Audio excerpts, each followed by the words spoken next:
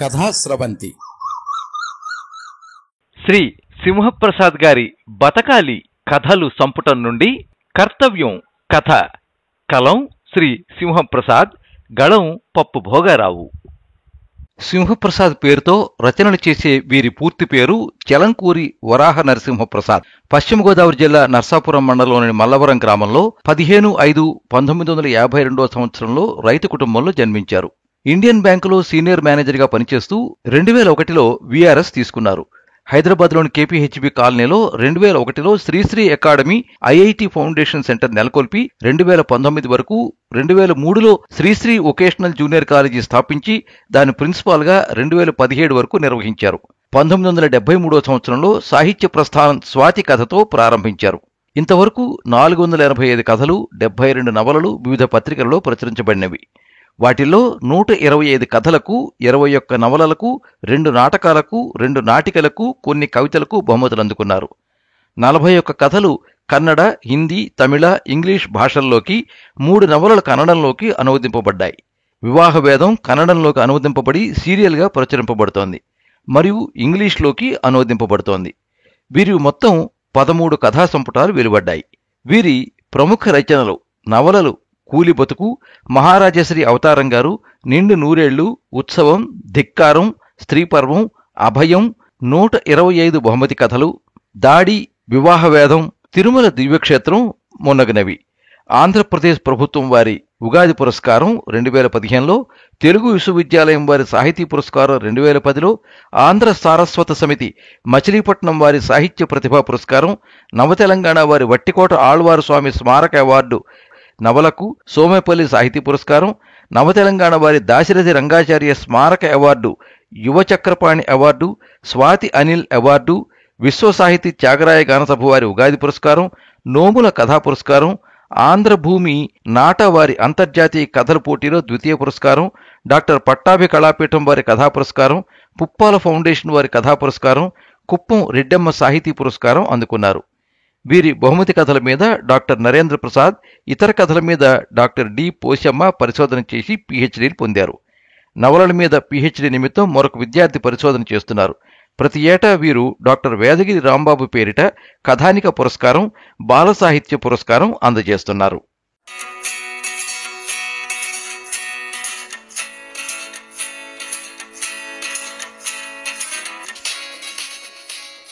ఆకాశం నిలువున బద్దలైనట్టుగా హోరున కురుస్తోంది వర్షం. గత 5 రోజుల నుంచి ఎడతెరిపి లేకుండా కుంభవృష్టిగా కురుస్తూనే ఉంది. గాలి ప్రచండ వేగంతో వీస్తూనే ఉంది. తీర ప్రాంతంలోని మా జిల్లాని తుఫాన్ అతలాకుతలం చేసేస్తోంది. వాగులు వంకలు పొంగాయి, చెరువులకు గండు పడ్డాయి. లోతట్టు ప్రాంతాలు మునిగిపోగా పట్నాలు జలమయమయ్యాయి. పల్లపు ప్రాంతాల జనం కంటి మీద కునుకు లేకుండా అరచేతుల్లో ప్రాణాలు బిగపట్టుకుంటున్నారు. తుఫాను బీభత్సం ఎంత ఘోరంగా ఉందంటే ఎప్పుడూ కిటకిటలాడే మా ఆఫీసర్స్ క్లబ్ వెలతెలబోతోంది. మందు కంపెనీ కోసం ప్రాకులాడే నేను, మరో 6 డజన్ మంది మాత్రమే ఉన్నామంటే పరిస్థితి తీవ్రత అర్థం చేసుకోవచ్చు. అద్దాల్లోంచి కనిపిస్తున్న వర్షోద్ధతిని చూస్తూ తాపీగా మందు ఆస్వాదిస్తూ వెచ్చదనాన్ని తెచ్చుకోవడానికి ప్రయత్నిస్తున్నాను. మున్సిపల్ కమిషనర్ గారు ఏదో ప్రత్యేక తపస్సులో ఉన్నట్టున్నారు. సమీపిస్తూ మందహాసం చేశాడో మిత్రుడు.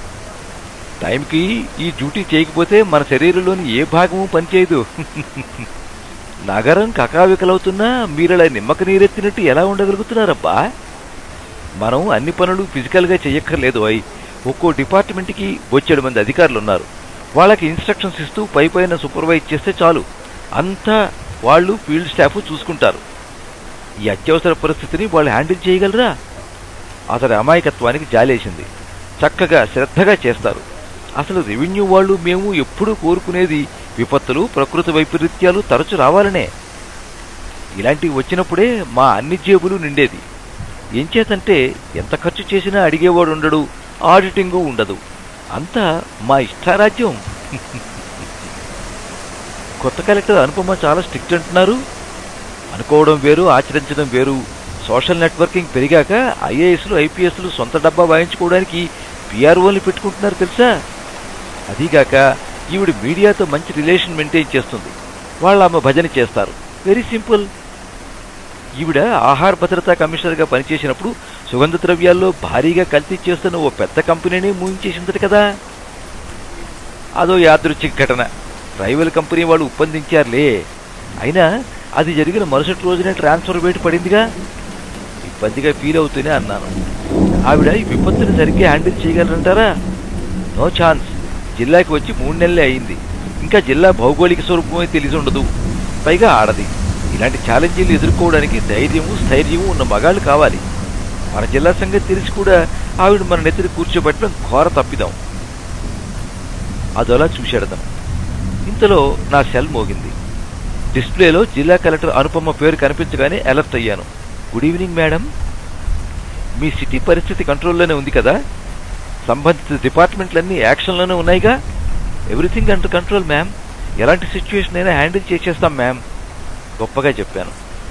మీరు కోఆర్డినేట్ చేస్తూ 24 గంటల వరకు అందుబాటులో ఉండండి. ముంపు ప్రదేశపు జనాన్ని ముందే సురక్షిత ప్రదేశాలకు తరలించండి.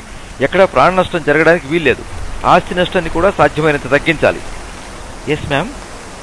ఇప్పటికే చాలా మందికి చాలా చోట్ల ఆశ్చర్యం కల్పించాం. గుడ్. కలెక్టరేట్లోని విపత్తు విభాగంతో టచ్లో ఉండండి. అవసరమైన రిలీఫ్ మెటీరియల్ అందరికీ అందేలా చూడండి. ఇది మన శక్తి సామర్థ్యాలకు పరీక్ష. మనమేంటో నిరూపించుకుందాం. ఫోన్ ఆఫ్ చేసి నుదుటికి పట్టిన చెమట తుడుచుకున్నాను. ఆవిడేనా? గట్టిగానే దబాయిస్తుంది మిత్రుడు అన్నాడు. అది కారదర్పంలే. ఇంకా ఏంటో నిరూపించుకోవాలంట. 25 ఏళ్ల సర్వీస్ పుటప్ చేసిన నేను కాదు, 5 ఏళ్లైన సర్వీస్లోనే ఆవిడ చేసుకోవాలి. వ్యంగ్యంగా నవ్వాను. వెంటనే వివిధ విభాగాల అధికారులకు ఫోన్లు చేసి కాషన్ చేశాను. నా డ్యూటీ పూర్తయింది. మళ్లీ గ్లాసు నింపుకుంటూ కళ్ళు చికిలిస్తూ నవ్వాను. అతడు మాట్లాడలేదు. మాట్లాడడానికి ఏమైనా ఉంటేగా. ఇంటికి వెళ్ళడానికి లేస్తుంటే మళ్లీ ఫోన్. ఆవిడే. You devil. తిట్టుకుంటూ కాల్ తీసుకున్నాను. మీ సిటీలో సహాయక చర్యలు సక్రమంగా జరగట్లేదుట. ఒక డిపార్ట్మెంట్కి ఇంకో దానికి కోఆర్డినేషన్ లేదుట. మీరేం చేస్తున్నారు? ఇలా కూసిన అక్కుపక్షి ఎవడు? అన్నీ నేను కాకపోతే వాడు అమ్మమ్మ కూడా ఎవడు చేస్తాడు? కయ్యమనేసి ఆ వెంటనే నాలి ఖర్చుకుని స్టడీగా నిలబడ్డాను. సారీ మేడం, టంగ్ స్లిప్ అయింది. దగ్గరుండి అన్నీ నేనే పురమాయిస్తున్నాను మేడం. ఇది చాలదు, ఇంకా స్పీడప్ చెయ్యాలి. శ్రీరాంపేటలోని డ్రైనేజీలు పొంగి పొర్లుతున్నాయి. షావుకారుపేటలో రోడ్డు అడ్డంగా కోసుకుపోయి ట్రాఫిక్ నిలిచిపోయింది. టీచర్స్ కాలనీలో ఇళ్లలోకి నీళ్లు వచ్చేసాయి. ముందు వాళ్ళని అక్కడి నుంచి తరలించండి. బస్తీలో కొందరు ఇంకా ఇళ్లలో చిక్కుకుపోయి ఉన్నారట. వాళ్లకు బోట్లు పంపండి.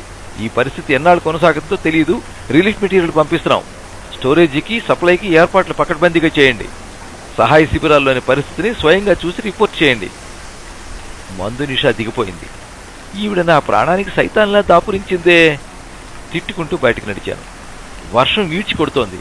గాలి విసిరి అవతల పారేస్తోంది. ఇటువంటి పరిస్థితిలో బయటకు వెళ్ళడానికి నేనేమైనా ఫీల్డ్ స్టాఫ్నా, ఉన్నతాధికారిని? డ్రైవర్ కారు తెచ్చాడు.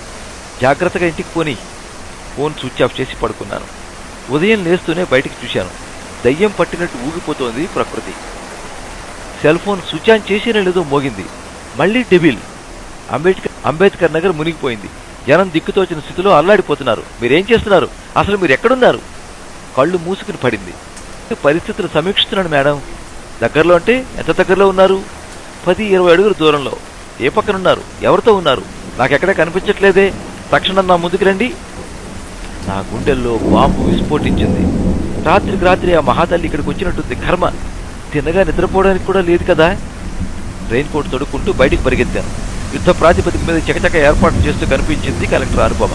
నా కళ్లకు సుశిక్షిత సైన్యాధికారిగా కనిపిస్తూ ఉంటే గుటకలు మింగాను. దగ్గరికెళ్లి విష్ చేసిన నా వంక చూడలేదు. నన్ను పట్టించుకోలేదు అసలు. నా సబార్డినేట్స్ ముందు నా తల కొట్టేసినట్టు ఫీల్ అయ్యాను. అలా స్తంభాల్లో నిలబడ్డారే. గా బియ్యం, పప్పులు, దుప్పట్లు, పాత దుస్తులు వగైరా రిలీఫ్ మెటీరియల్ చాలా వచ్చింది. వాటిని సేఫ్ ప్లేస్లో పెట్టించండి. స్కూళ్లు, కాలేజీలు, ఫంక్షన్ హాళ్లు జనంతో నిండిపోయాయి మ్యామ్. మీకు ఈ నగరంలో అవి స్టోర్ చేయడానికి అనువైన చోటే కనిపించట్లేదా?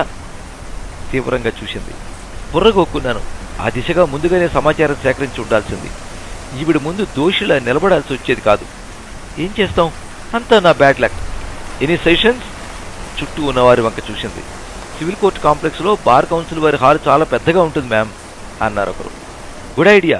వాళ్లతో మాట్లాడి వెంటనే పెట్టించేయండి. వారంలో తడిస్తే ఇబ్బంది. ఎందరో దాతలు, స్వచ్ఛంద సంస్థలు పంపిన సాయం కాపాడుకోలేకపోతే, సక్రమంగా వినియోగించుకోలేకపోతే మనల్ని మనం ఎప్పటికీ క్షమించుకోలేము. మనం ఇంతమంది ఉండి కూడా లేనట్టే అవుతుంది. ఉరిమినట్టుగా అంది. ఆ సలహా ఇచ్చిన వాడిని వెంటేసుకుని వెళ్ళాను. బార్ అసోసియేషన్ అధ్యక్షుడిని స్వయంగా వెళ్లి కలిశాను. మాది పబ్లిక్ ప్లేస్ కాదు, ఇవ్వం. ముఖాన్నే చెప్పేశాడు. ప్లీజ్ పరిస్థితి అర్థం చేసుకుని కాస్త కోఆపరేట్ చేయండి. ఇది చేయకపోతే అనుపమ నన్ను నవలకుండా మింగేయడం ఖాయం. అందుకే ఆవిడ హుకుం అని కూడా చెప్పాను. కానీ అతడు మొండి ఘటనలో ఉన్నాడు. ఇచ్చేది లేదు, పొమ్మన్నాడు. నీ సంగతి రేపు నాతో అవసరం పడినప్పుడు చెప్తానులే. అతడి వంక కసిగా చూస్తూ అనుకున్నాను. జరిగింది కలెక్టర్కి ఫోన్ చేసి చెప్పాను. ఆ హాల్ ప్రభుత్వానికి అత్యవసరమని హ్యాండ్ ఓవర్ చేయమని నోటీస్ ఇచ్చి సైట్కి వెళ్ళండి. ఈలోగా రిలీఫ్ మెటీరియల్ అక్కడికి తెచ్చేలా చూసి దాన్ని లోపల పెట్టించండి. అప్పటికప్పుడు 4 ముక్కలు కీకి ఇచ్చాను. అయినా అతడు అంగీకరించలేదు. నిస్సహాయుడినై తేభ్యం మొహం పెట్టుకుని మళ్లీ ఫోన్ చేశాను. అవసరమైతే ఫోర్స్ ఉపయోగించండి, గో హెడ్ గర్జించింది. మాది ప్రైవేట్ ప్రాపర్టీ, దానిలోకి మీరు పోలీసులు ఎలా చొచ్చుకొస్తారో మేము చూస్తాం. ట్రెస్ పాసింగ్ చేస్తే మీ అందరి మీద క్రిమినల్ కేసు పెడతాం. ముప్పు తిప్పులు పెట్టి 3 చెరువులు నీళ్లు తాగిస్తాం. రంకెలేశాడు. పోలీసుని తీసుకుని కోర్టు కాంప్లెక్స్కి వెళ్తున్నాను. మీరొచ్చి మర్యాదగా తాళాలు తీసి హ్యాండ్ ఓవర్ చేయండి హెచ్చరించాను. మేము అక్కడికి వెళ్లేసరికి జోరున కురుస్తున్న వానను లెక్క చేయకుండా నలువైపుల నుంచి అడ్వకేట్లు వివిధ వాహనాల్లో బెలబెలమంటూ వచ్చేశారు. మీడియా సైతం గద్దలా వారిపోయింది. చినికి చినికి గాలివాన అవుతోందని అర్థమవుతుంటే గొడవ వద్దంటూ మరోసారి రిక్వెస్ట్ చేశాను. వాళ్లు కౌన్సిల్ హాల్ ముందరి వరండాలో దారికడ్డంగా బైఠాయించి కించిత్ కదిలేది లేదని భీష్మించారు. నా తలరాతని తిట్టుకుంటూ ఫోన్ చేసి చెప్పాను. వాళ్ళు ప్రెస్టీజియస్ ఇష్యూగా తీసుకున్నారు మేడం. లాయర్లతో తలపడడం అంటే కొరువుతో తలగోక్కోవడం అవుతుంది. ఆమె జవాబు ఇవ్వలేదు. కానీ మరి 10 నిమిషాల్లో మా ముందు ప్రత్యక్షమైంది. తాళం తీయండి అధికార స్వరంతో వారితో అంది అనుపమ. తీయం, మీ దౌర్జన్యం సహించం అంటూ కలెక్టర్ దౌర్జన్యం నశించాలి, కలెక్టర్ దౌర్జన్యం నశించాలి అంటూ నినాదాలిచ్చారు. ఒక పోలీస్ కానిస్టేబుల్ పిలిచి తాళం బదలుకొట్టవు ఉగ్ర రూపిణి ఆదేశించింది. మేము దారివ్వం, బలవంతంగా ఆక్రమించుకునే హక్కు మీకు లేదు, దౌర్జన్యం చేయొద్దు, చట్టాన్ని మీ చేతుల్లోకి తీసుకోవద్దు తీవ్ర స్వరంతో అన్నాడు బార్ అధ్యక్షుడు. ఎన్డీఆర్ఎఫ్ యాక్ట్ 2005 సెక్షన్ 34 HJM ప్రకారం అత్యవసర పరిస్థితుల్లో ప్రత్యేక ప్రయోజనార్థం ప్రభుత్వ లేక ప్రైవేట్ సౌకర్యాలను ఉపయోగించుకునే హక్కు అధికారం ప్రభుత్వానికి ఉంది. దాని ప్రకారం ఈ విపత్కాలంలో అత్యవసర ఆహార పదార్థాలు నిల్వ చేయడానికి మీ బార్ హాల్ను ఉపయోగించుకుంటున్నాం, అడ్డు తప్పుకోండి అక్షరాలా గర్జించింది. అడ్వకేట్ల దిమ్మ తిరిగిపోయింది. ఆ యాక్ట్ ఏంటో, ఆ సెక్షన్లేంటో గుర్తురాక నిశ్చేష్టులయ్యారు. అప్రయత్నంగా పక్కకి తప్పుకున్నారు. లారీల్లోని బియ్యం వగైరా రిలీఫ్ సామగ్రిని కలెక్టర్ అనుపమ లోపల పెట్టిస్తుంటే ఆమె నాకు శక్తి స్వరూపంలా కనిపించింది. నాకు నేను మరుగుజ్జుగా కనిపిస్తుంటే తలెత్తు చూస్తూ చేతులు జోడించాను.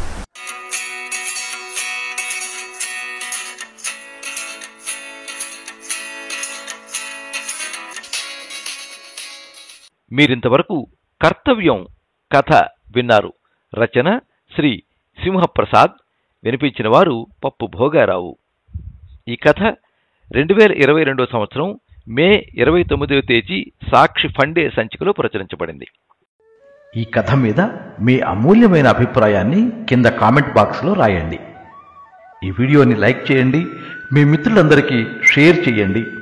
ఇలాంటి మరిన్ని మంచి కథలు వినిపించడానికి ఈ ఛానల్ని సబ్స్క్రైబ్ చేసుకోండి.